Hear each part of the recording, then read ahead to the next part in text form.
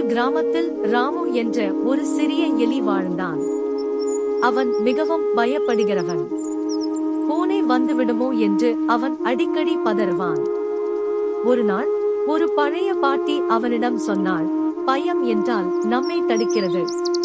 தன்னம்பிக்கை இருந்தால் யாரையும் நாமல்லாமல் யாரும் நம்மை தடுக்க முடியாது. இந்த வார்த்தைகள் ராமுவை மாற்றின. அவன் தினமும் தன்னம்பிக்கை பற்றிய வார்த்தைகள் சொல்ல ஆரம்பித்தான். நான் துணிச்சலாக இருப்பேன். நான் புத்திசாலி. நான் யாருக்கும் பயப்பட மாட்டேன். ஒரு நாள் ஒரு பூனை அவனை பின்தொடர்ந்தது. ஆனால் ராமு தன்னம்பிக்கையுடன் ஓடி ஒரு ஓட்டில் பசும்பால் பாட்டி வீட்டிற்குள் ஒளிந்தான். பூனை போய்விட்டதும் பாட்டி அவனை பாராட்டி, உனக்கு இப்போது உண்மையான தன்னம்பிக்கை வந்துவிட்டது என்றாள். அன்று முதல் ராமு மற்ற எலிகளுக்கும் தன்னம்பிக்கையை சொல்லி ஊக்கமளிக்கத் தொடங்கினான்.